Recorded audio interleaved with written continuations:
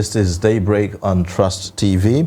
Now to our next discussion on the program. A new government is in place and expectations by Nigerians are high, especially with the harsh economic reality staring citizens on the face. And the task of governance is no doubt an onerous one. However, the task is surmountable with a system in place through which the sectors of the economy is controlled, operated, and mechanisms in place by which it and its people are held to account, and is the ideal construct. Now today on Daybreak, we'll taking a look at the President's new cabinet, which will be inaugurated this morning, and the role of the newly created ministries in tackling the myriad of problems bedeviling the nation. We have in the studio Barrister John Iyobhebhe. He is an APC chieftain and public affairs commentator, and also Afolabi Adekaiiyaoja. He is a research analyst from the Center for Democracy and Development. Also on Zoom, we have joining us Dr. Hbdulraham Hamisu from the University of Abuja. He is an associate professor of political science. Thank you so much, gentlemen, for joining us. Thank you very much for having us. All right. Well, let me start with you, Barrister John. With this, as APC chieftain, you perhaps have some more insight that is not within our purview. The last-minute changes that we saw yesterday, what could have informed those changes? Well, I think after the victory of Mr. President in the presidential election, expectations were high as to the caliber of people that he was going to appoint to head the ministries. And to a very large extent, those expectations were fulfilled in the initial nominations that went through to the National Assembly for screening. However, one or two assignments, if you like, of the portfolios were seen to be inappropriate for certain states that, quote unquote, did fairly well for Mr. President in the election. So, for example, I'm from Edo State, although an Abuja resident, and I've been so for a very long time. When Momo was assigned a portfolio of youth, there's a lot of complaints that how can Edo State always have a low ministry or a non-juicy ministry, as they say. So there's a lot of murmurs about that. And I wrote about that as well. Funny enough, the president, and as a listening president as well, is a man that listens. When he does something that the public or the stakeholders are against, he will listen. And the fact that he has made these changes and reassigned portfolios after complaints shows that he's a listening president and he's a man that will listen to the people. So I think it's a good and positive sign.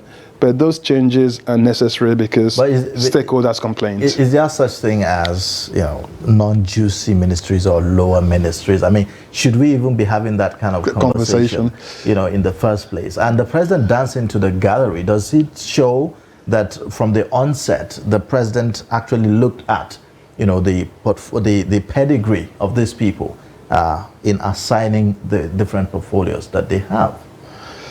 Well, I wouldn't say it's dancing to the gallery.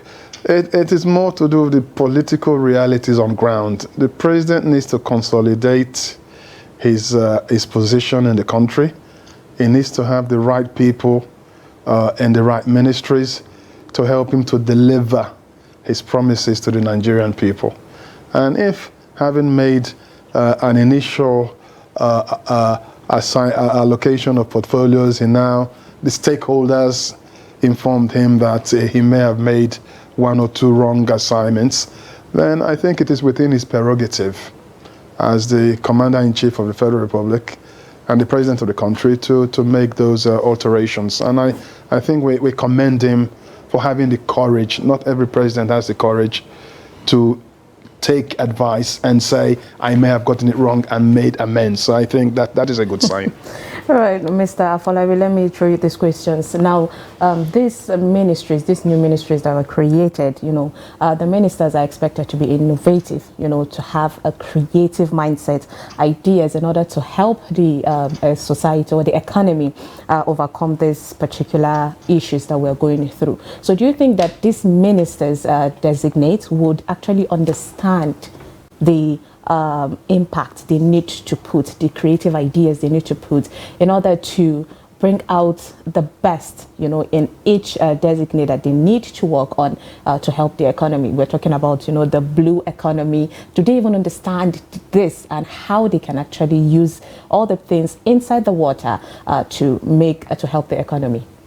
Thank you for having me. So I think one of the first things that we need to look at is that expectedly we would get a very clear mandate in terms of all the different ministries and what it is that we expect them to be focusing on. So what we would hope rather also is that the government would also make a very, very clear, metric in terms of saying, okay, fine, this is what we are going to be evaluating on. This is what we expect that this particular ministry will be able to achieve by the time we are reviewing, doing a midterm, or even at the end of this particular administration. So the idea would be that should actually be something that gets released and Nigerians can easily see and track how progress is being made. That would also give us an idea in terms of how the government itself looks at these particular ministries and how they want things to be achieved.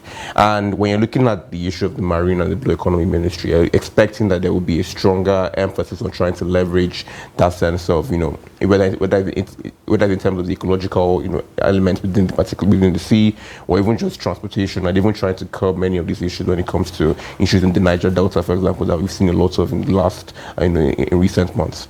But a very big concern and a very strong, emphasis will be making sure that it's not just about the new ministry that was created. They're looking at even ministries that have historically been merged with other groups that have been removed, so such as still development, for example, or even tourism, that are now standalone ministries by themselves. And they're not thinking of the fact that, okay, first of all, we already know that the government had a very large cabinet. This is the largest cabinet in Nigerian history, for varying reasons and for varying justifications. But when you now have these particular people on ground, and when you now have this number, we expect that naturally there would be need to create positions to to really accommodate the people who are going to be there. Now the question now becomes that technically anything could have become a ministry. You're now wondering what the logic and what the justification was, at least within the government itself, for having these ministries created. You've added sanitation as well to water resources. So the idea is that what was the government's plan for having these ministries created? And what you would hope, and what we are all hoping as Nigerians, is that in time, whether it's today or at least later on the week, before these ministries really kick off running, that the government will say, look, Nigerians, we plan or we hope that this ministry is able to achieve ABC by the time this month gets done. I wanted to hit on that Definitely. Because there is one thing that we know that the Nigerian people keep asking for: accountability. So when you give these ministers, and different administration has come with a promise of transparency.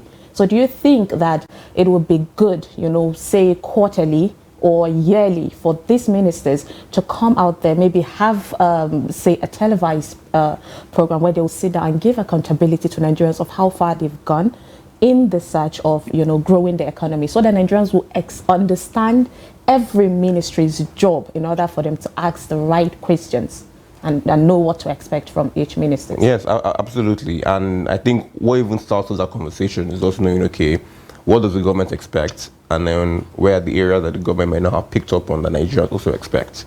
So we are looking at something around the sense of tourism, for example, right? Many of these sites are actually domiciled within the states and, are usually managed by the states and different agencies. The question now becomes, what metric are we using that actually says, okay, fine, by X number of months, then we know that tourism ministry is doing well if we have increased the number of tourists that come into the country, or the particular sites are getting much more attention, or even the level of safety, because we know that quite a number of these very prominent old sites, even like Yankari, for example, in Bauchi, or even some Ubudu in Cross River, where there might not have been that level of attention or even that level of patronage because of concerns around security.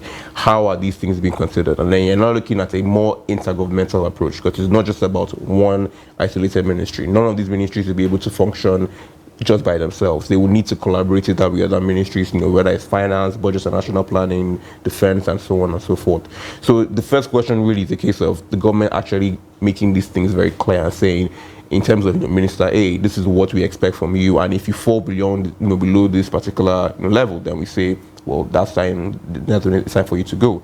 And also, we also need a government that's also going to be very listening and receptive to knowing that, okay, fine, we originally came up with these 11 things that might be very good for this particular, ministerial portfolio. Nigerians have also said that we actually think that 5, 6, 7 should actually also be added to that consideration. So now having that consolidated list in terms of saying, okay, this is what we are going to be measuring impact by, and then that is something that will hopefully be able to make sure that the government works better. All right. Well, let's go to Prof, who is joining us via Zoom. Prof, if you can hear me, let's get your own thoughts on the reshufflement, the last-minute reshufflement of Mr. President.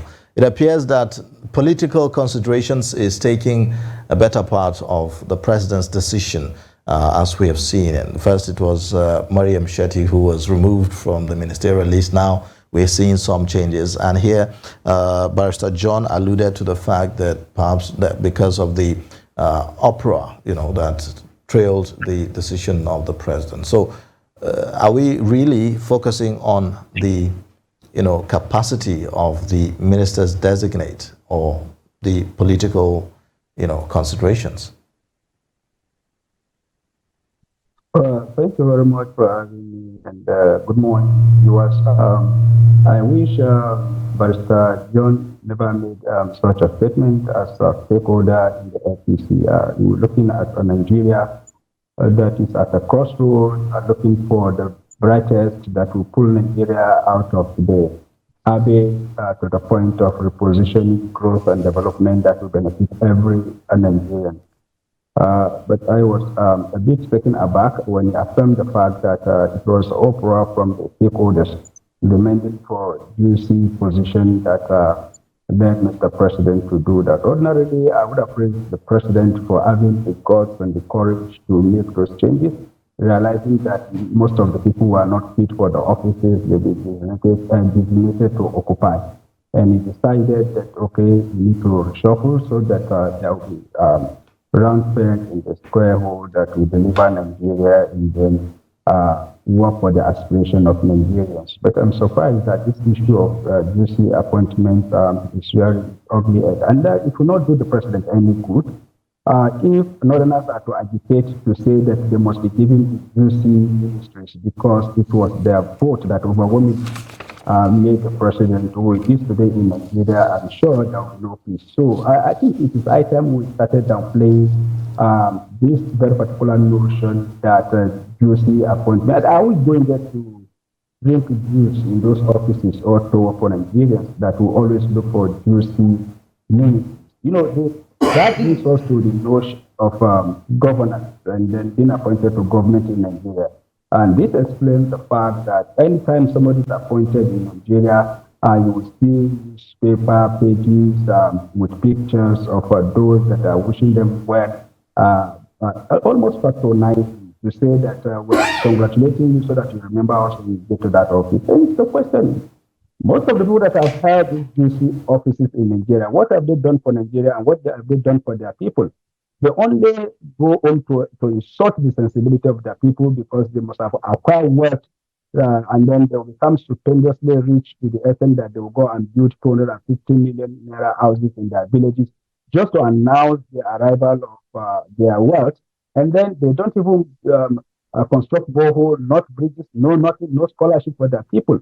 So it is high time we talk about performances of people based on their capacity to deliver, not the kind of ministry that they are. So you may find somebody that is given Minister of Petroleum and then the person will not perform and Nigerians will suffer for it. And those will return to Nigeria police station and people will continue to sleep in the police station. So it is not about the just appointment you are holding. It is your capacity to deliver. I'm sure if we are coming from this very particular background and that we are talking about it, and then we are mobilizing Nigerians to, look at the people that have been appointed by the president and then tell us their antecedent. What have they accomplished? Most of them are either former governors, former ministers, former this or former that. So what is their antecedent? What have they achieved in their previous record? So that we can now be rest assured that they can replicate.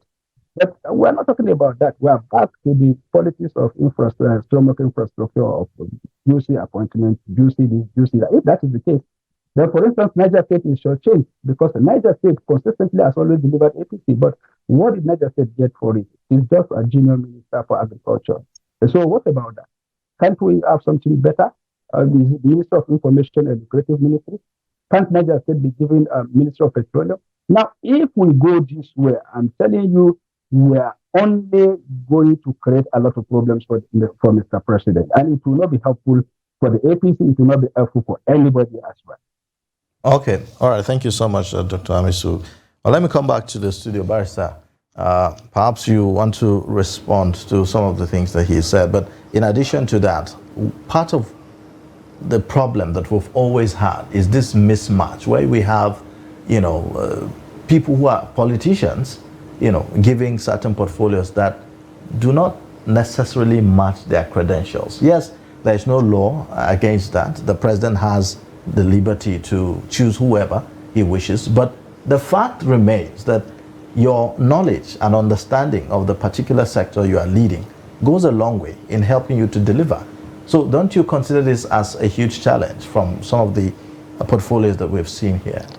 I mean, to some extent, yes. I listened attentively to Professor Hamisu's views. I wasn't saying that all appointments should be based on, you should look for juicy appointments only. I wasn't saying that at all. But what I did say, and which is correct, is that in making these appointments, the president must and will have input from the major stakeholders who have helped to deliver his victory. So, for example, there's a lot of talk about the defense ministry and Badaru and Matawale in that ministry. There's a lot of talk about that, why former generals were not, Dambazar and Co. were not appointed. Considerations go beyond, like in the Western world, for example, in Europe, in the UK, in America, it's politicians that generally hold the defense ministries and foreign affairs. Occasionally, as an ex-general takes that position, but generally it is a civilian thing, and it's a civilian that's appointed to those positions. But I don't think there's a mismatch there. Perhaps what the president may have done in defense, in my personal opinion, and it's not a criticism, perhaps it was to mix that portfolio with a northern and then a southern, so it looks mixed and not just coming from the northwest.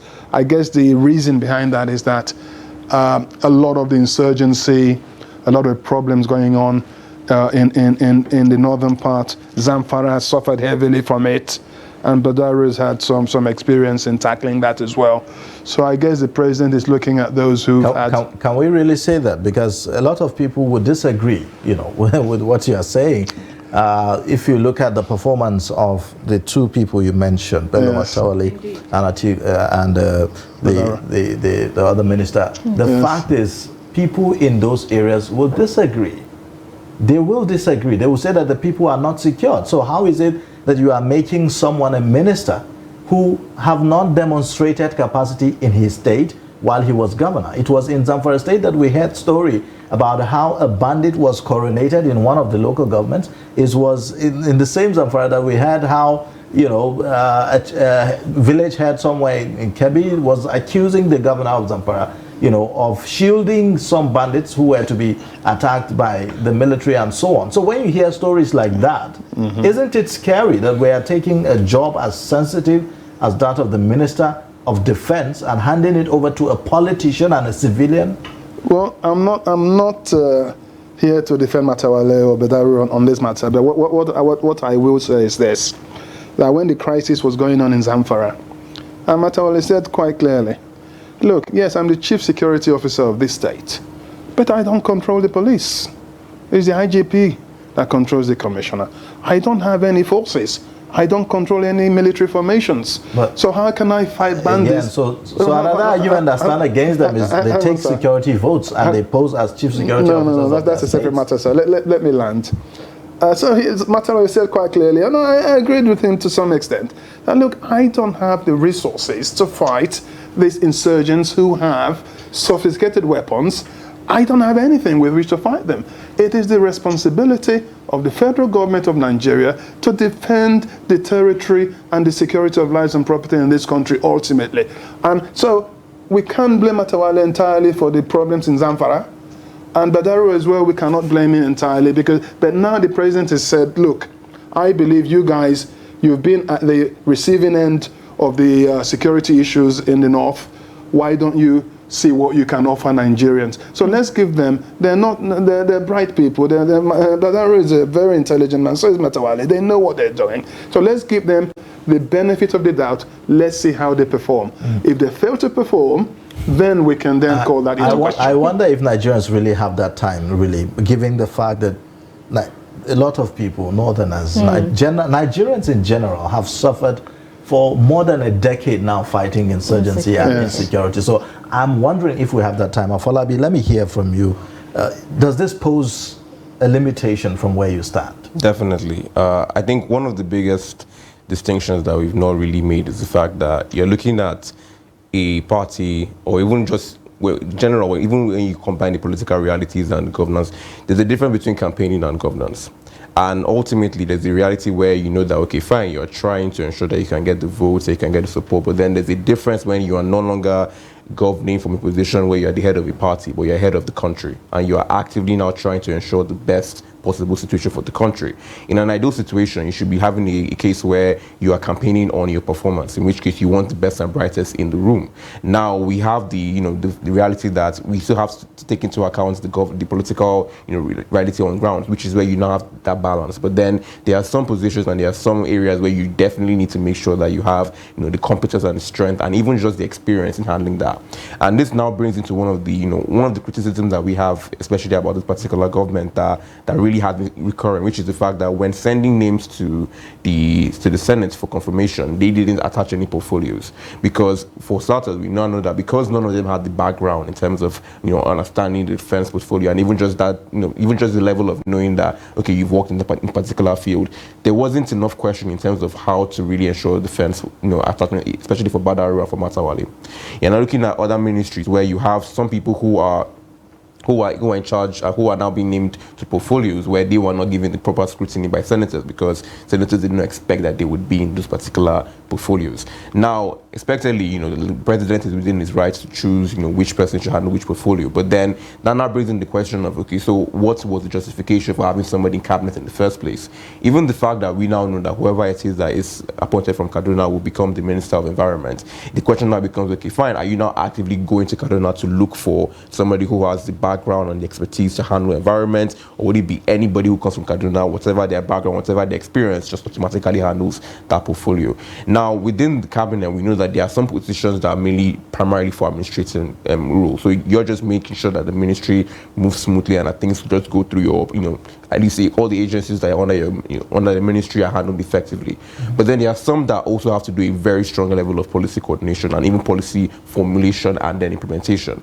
And you're looking at ministries like defense, ministries like interior, ministries like finance, obviously, foreign affairs. And these are areas where, regardless of whether or not the person is brilliant or savvy in other areas, it's a case of how strong and how prepared have they been to handle those very sensitive positions. Even within Western other countries, within Western countries like Mr. John, like Barrister John has already mentioned, you still have a case where many of the people who handle those portfolios, even on some form or the other, whether it's in terms of a junior position within that particular ministry, or even just in terms of what they've done before, they've had experience there. You have a former military general who is the Secretary of Defense in the United States. You have people who have actively handled portfolios. The current Secretary of State in the US, who is the Foreign Minister, has been in that ministry before when the current president was vice president under the Obama administration. So you're looking at that level of expertise and that level of strength. An example is someone like Tanko Sanunu now, who was the chair of the House Committee on Health.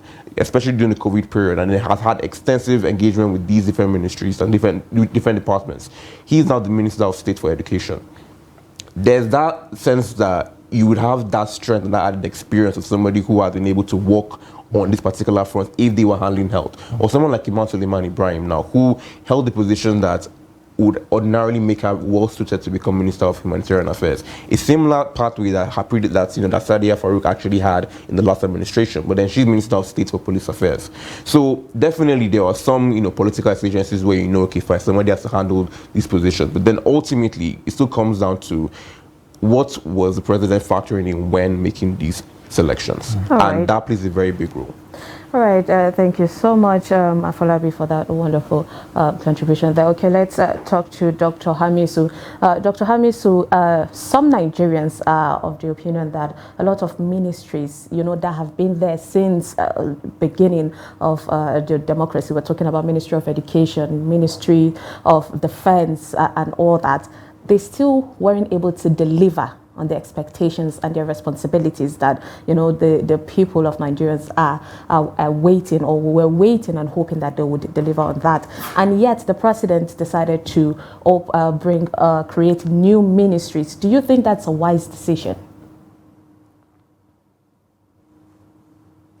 Well, considering the amount of challenges Nigeria is grappling with, you would consider the fact that a lot of things are needed to solve the problem.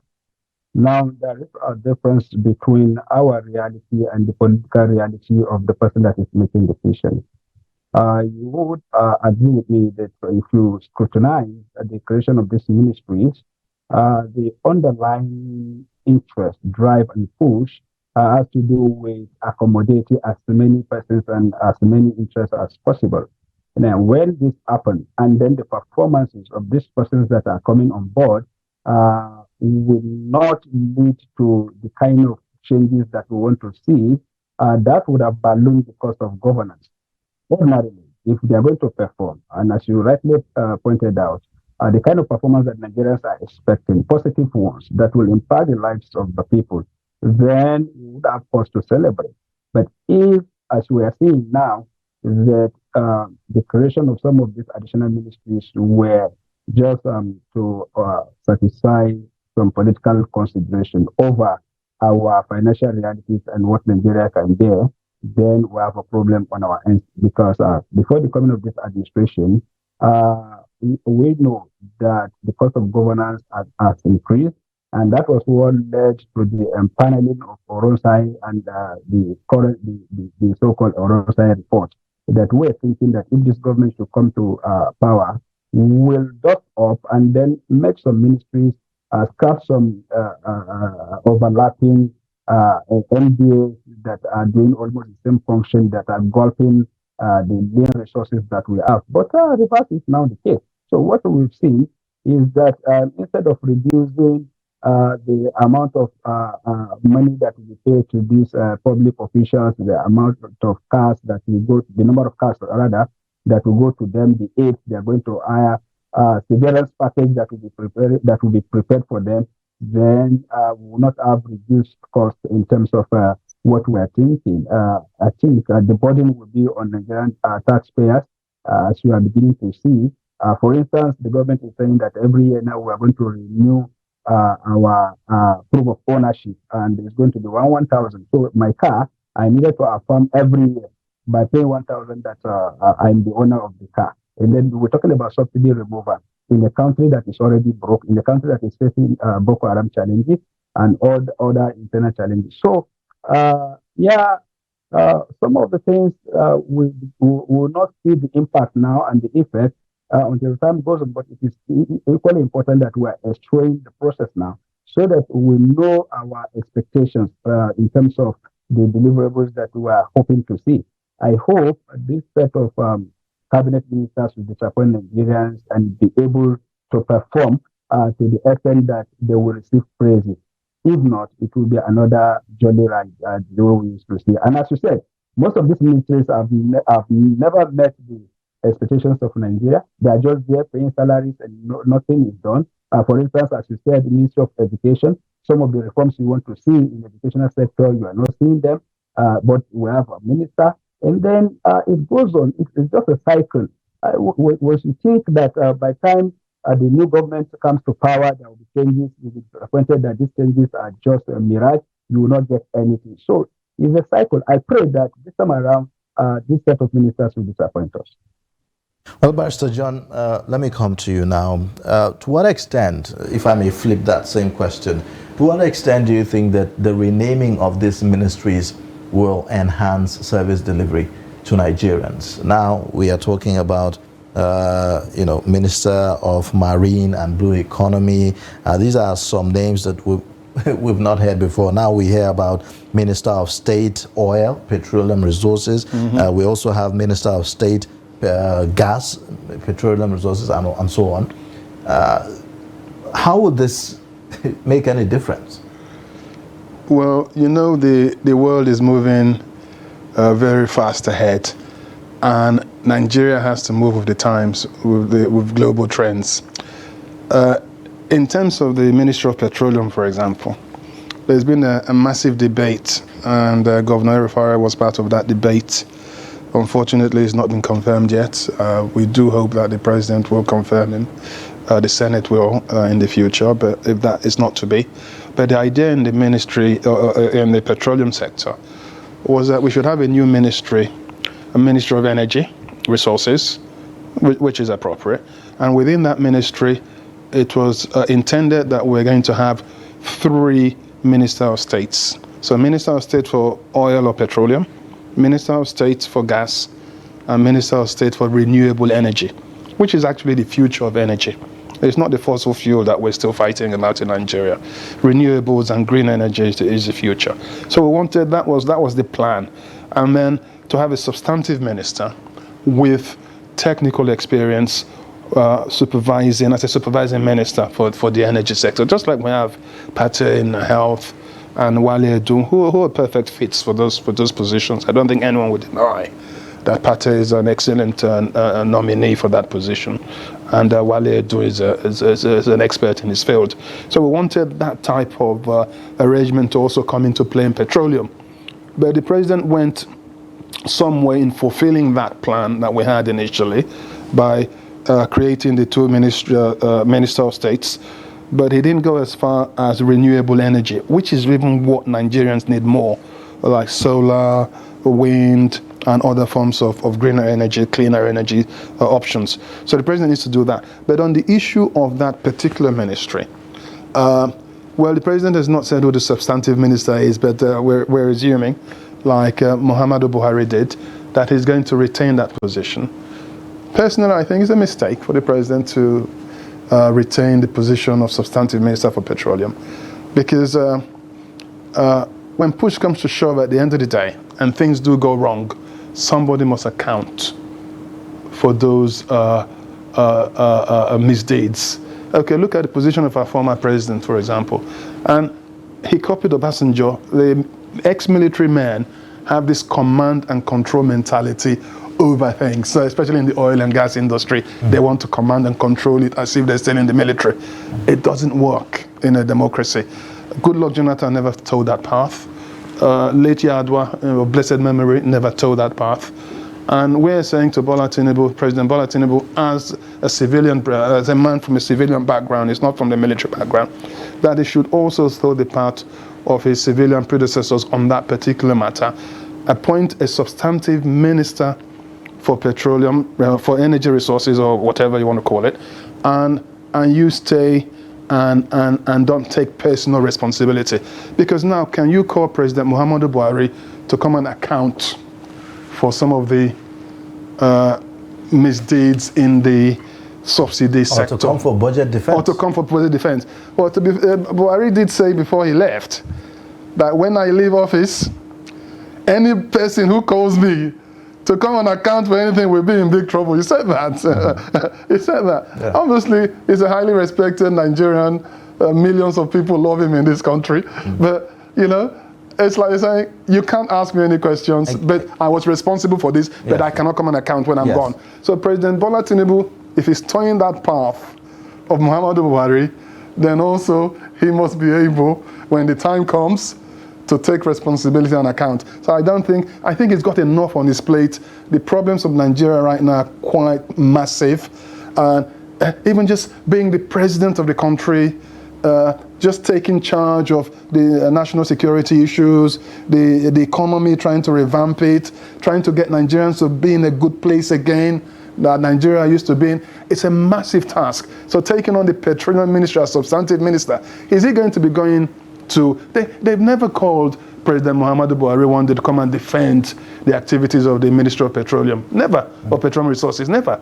So Tinubu should, in my personal opinion, avoid that mistake. And yet, each time we talk about, payment of subsidy, yes, or regulating the price of petrol in the country, yes, it goes to the same ministry. Yes. So where does that leave us in terms of accountability and transparency, Afolabi? When you have, say, the president retaining that seat as substantive minister of petroleum? I think it's a very loose corruption of a different form of government. So, for example, in a parliamentary type of government, what you might find is that a prime minister might retain responsibility for a smaller, unit within a wider portfolio. But then this is a presidential form of government. It should be a case, like the barrister has mentioned, where accountability is very key. If the president does retain the portfolio for petroleum resources, he's not going to be actively engaged in handling that particular, role. The Minister of State will also know that at any given point, even if they have the day-to-day oversight and workings of what is going on within the ministry and within the sector, anybody can easily engage with the president and then say, okay, well, this is actually what I think should happen. And the president might now take a different position than what the experts or what the people on ground are actively handling. When it comes to accountability, though, it's even wider than just the way the president is, in case if he's handling that particular portfolio. You're looking at a fairly large cabinet, and in case of how effective it's going to be to govern and to manage and to administer this particular, size. And that even comes down in terms of knowing, okay, fine, what is it that we're looking for and how do we effectively evaluate them? And I know that we spent a lot of time really stressing on that today and this morning, but because it's really important, it's really key. Going back, there are several ministers, right, that might not have been able to even defend what they've been able to do. Like we've spoken about earlier, you have two former governors who lost re-election bids in cabinet. You have two former governors who lost Senate bids in cabinet. And ultimately, it comes down to a case where, on some level, Nigerians didn't think that they performed or that they delivered. So when it comes to accountability, we're going now to the president, but also to the wider members of cabinet. How do we ensure and really make sure that we can hold them into account and to make sure that we know what it is that they were meant to do? Which is why one of the things that we're really calling on, especially for the presidency, is to say, look, for every ministry that we've done, those that we created, those that we divided, those that we combined, every single one, this is what we are expecting. This is what Nigerians should know that we are planning to do. If it's a case where transportation has to improve the capacity of rail travel, for example, now, or marine and blue economy has to now increase the revenue percentage to the particular to the government's GDP, like making sure that ultimately we know what it is that we are evaluating these ministers on. That's the only way we're going to get to a point where people don't see ministerial positions as a pat on the back for doing work before.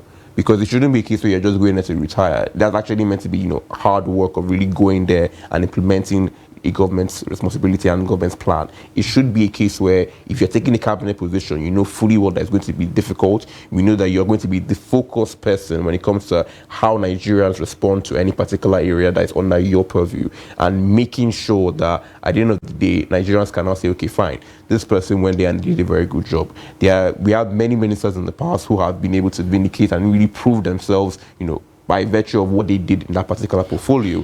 And we have some people that we don't even remember that they were ministers. We just know that they were in FEC meetings and they were in FEC group pictures. So really, it comes down to making sure that, at least going forward, one thing that can really distinguish this government from other governments is really coming out and saying this is what we are evaluating them on. Join us in doing the same thing, because ultimately, when it comes to accountability, it's not just the president, it's the Nigerian people. And that is really where they need to focus and know that they are really working for.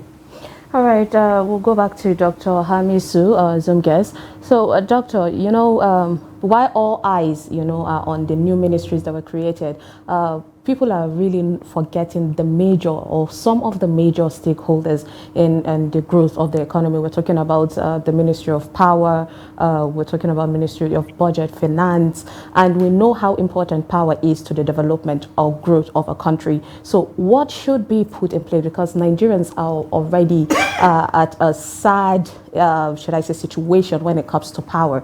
So what should be done in order to improve those sectors of the Nigerian economy?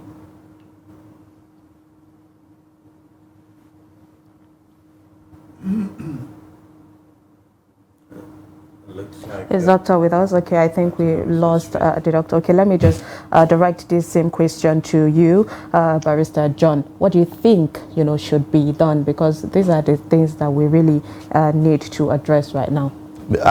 Before you answer that, yes, that ministry is actually one of the ministries that people have reservations for as to the person they put in charge. There's a former deputy CBN governor talking about which ministry are you referring to, sir? Ministry of Power. Yes. Adekaiiyaoja. People feel that, as a financial expert, he would have done better in another different ministry, but here you are putting him in power and all. So, well, I agree that power is critical.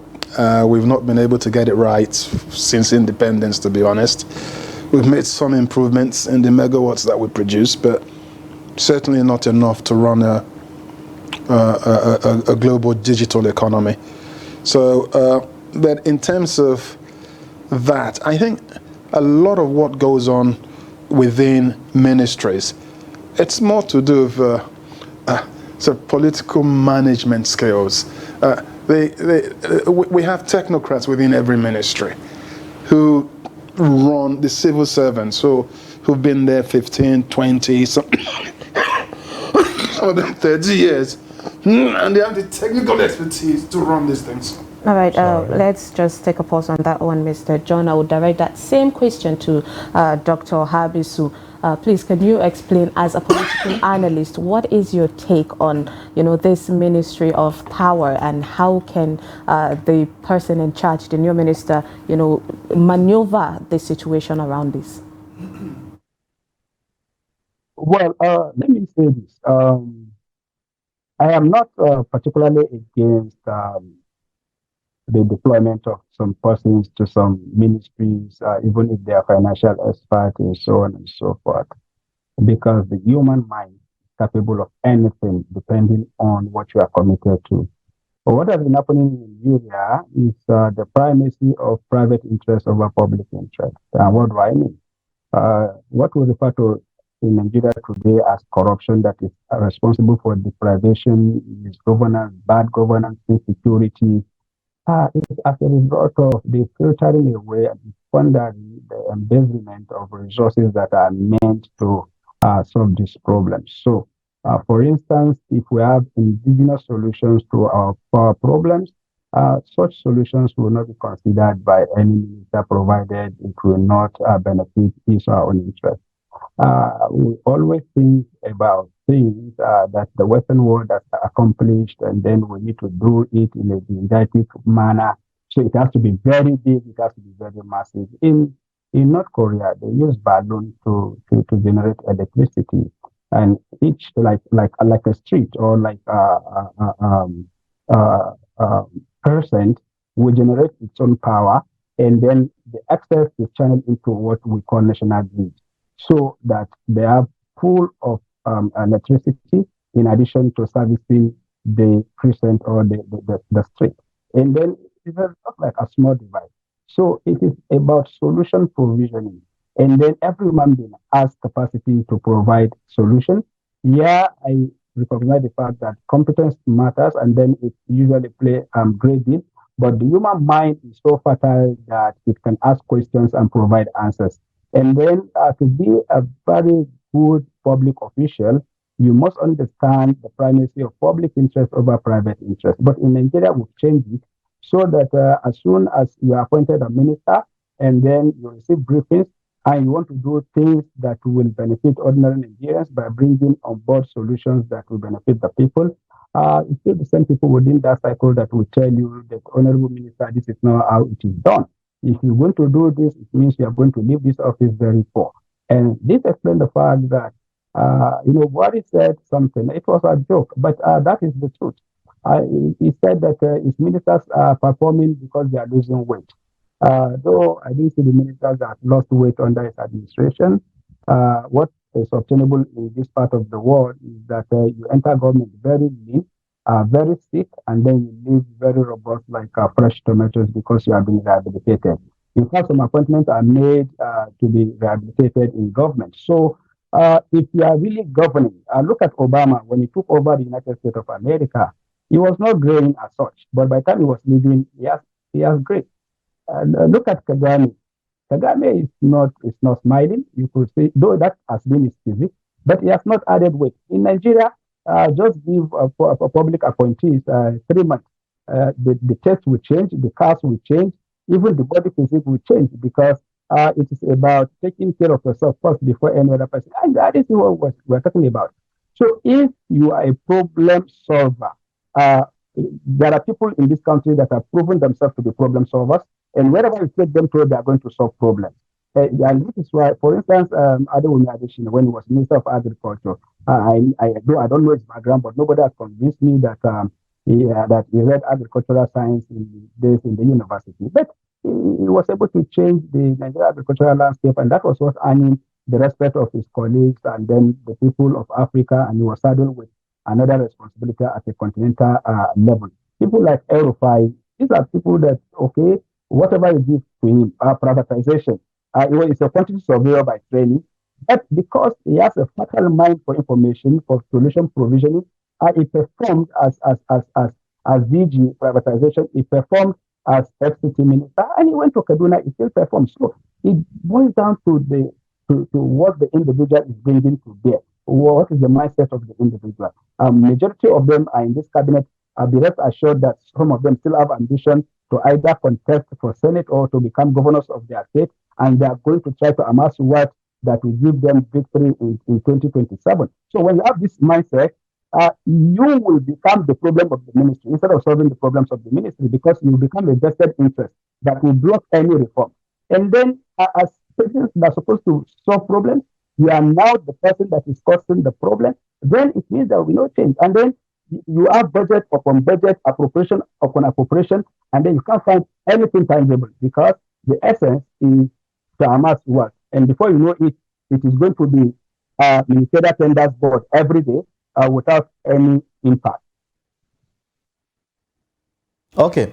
Well, thank you so much. I've been trying to interject for some time now, but the issue here, let me come back to the studio here, Afolabi. Part of the challenge that we have is, yes, we talk about these political considerations sometimes conflicting with the issue of competency and the rest. The danger there is that you now have people heading certain ministries and having to rely on some of the technocrats that Barrister talked about, for decision making and the rest of them. And we know that some of these technocrats that have been in those ministries have been there for years, and sometimes you could even say that they have been part of the problem. They have been part of the corruption. So how do we ensure that these ministers are ahead, of what has been happening in some of these places,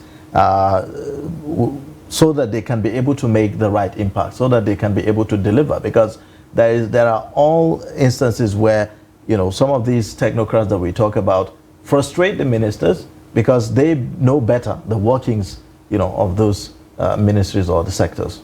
So there are 3 points there. The first one, which is quite, which is a converse point really, is that in some cases what you do have is that you have very competent and very solid technocrats who are there, but who are also very mindful that their principal or the minister is somebody who was put there primarily because of political loyalty to the president, in which case it's very unlikely that any recommendation that they make that is different or counter to that particular minister will actually get done. So you're now looking at a case where it's even the reverse, so even just another level of ministerial now putting more pressure on the civil service to now deliver something that it cannot do.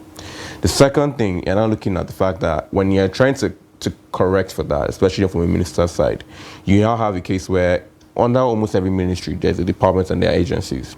And in most cases, especially when it comes to the agencies, when it comes to the constitutional boards or even to the leaders themselves, these are presidential appointments. So there's that level where, okay, fine, even if you're not trying to get a different perspective, either from the, from those who have been appointed, you have that collaborative element where, okay, you're working with the director generals or with the different leaders to now exert that influence and that authority and even that plan, really, when it comes to a particular ministry.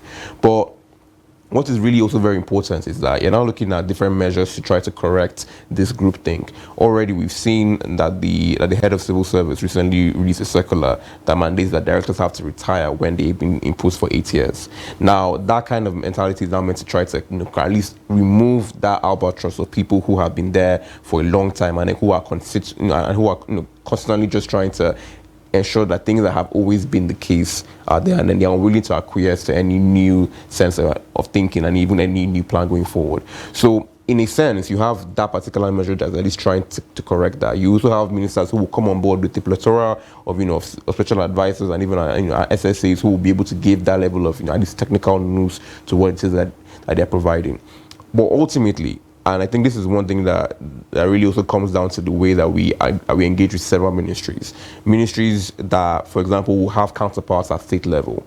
You're now looking at actually what it is that we expect and they are actually able to do. So, for example, you have a Ministry of Health, which oversees and coordinates the different elements within that particular sector.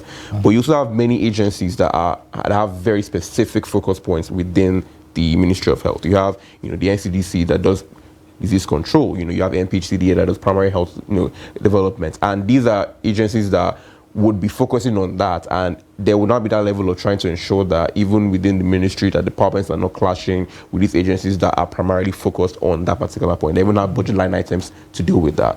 So it's not a case of not effectively making sure that there's that clarity in terms of, okay, fine, within the ministry, what is it that we expect the federal ministry to do, and that we expect the state ministry to do, and then we expect these different agencies to do.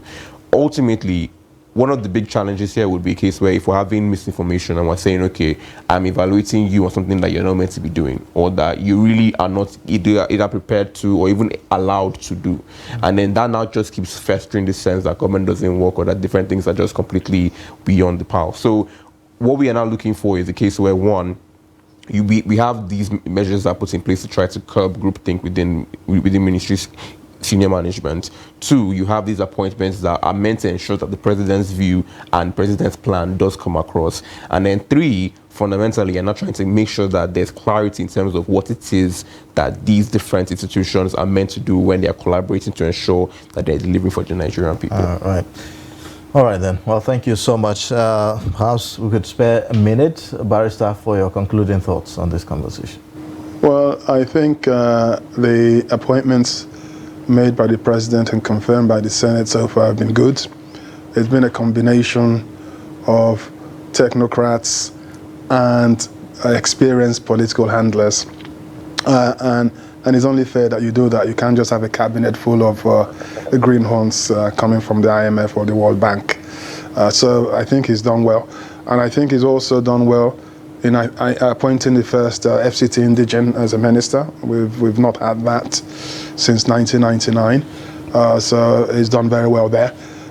My only reservation is that perhaps ministries should be balanced in terms of regional consideration. So there's no law that says everything in the oil ministry must go to the Niger Delta. I think that can be balanced. You can have somebody from the Niger Delta is competent as minister. You can also have somebody from the north who is competent as minister of state or minister. The same thing with the FCT. There should be no no-go areas for any ministry. Ministry should be open to any competent Nigeria from any part of the country. All right. That is my only. That's a good place. My only reservation. All right, that's a good place to end the conversation. We do hope that, of course, these ministers they designate, surpass the expectation of the Nigerian people. All right. Thank you so much, Barrister John Iyobhebhe, for joining us this morning, APC Chieftain and Public Affairs Commentator. Thank you. And also Mr. Afolabi Adekaiiyaoja, a research analyst from Center for Democracy and Development. Thank you for joining us. And our Zoom guest, Dr. Hamisu, who is an associate professor of political science. Thank you so much for joining us this morning. Thank you for having me. All right, and